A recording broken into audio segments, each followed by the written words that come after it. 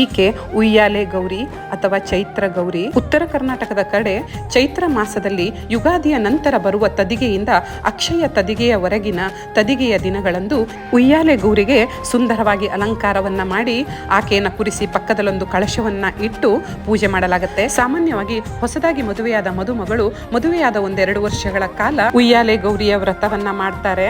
ಸಾಯಂಕಾಲದ ಸಮಯ ಮನೆಯ ಮುಂದಿನ ತುಳಸಿ ಕಟ್ಟೆಯ ಮುಂದೆ ಒಂದು ಮಣೆಯನ್ನಿಟ್ಟು ಅಕ್ಕಪಕ್ಕದ ಸುಮಂಗಲಿಯರನ್ನ ಕರೆದು ಅವರಿಗೆ ಅರಿಶಿಣ ಕುಂಕುಮ ಕೊಟ್ಟು ಅವರ ಕಾಲು ತೊಳೆದು ಗಂಧವನ್ನ ಪೂಸಿ ಸುಮಂಗಲಿಯರನ್ನ ದೇವತೆಯ ರೂಪದಲ್ಲಿ ಕಾಣ್ತಾರೆ. ತುಂಬಾ ನಿಷ್ಠೆಯಿಂದ ಆರಾಧಿಸ್ತಾರೆ. ಸುಖ ಸಮೃದ್ಧಿ ನಿರಂತರ ಸೌಭಾಗ್ಯಕ್ಕಾಗಿ ಚೈತ್ರ ಗೌರಿ ವ್ರತವನ್ನು ಆಚರಿಸಲಾಗುತ್ತೆ.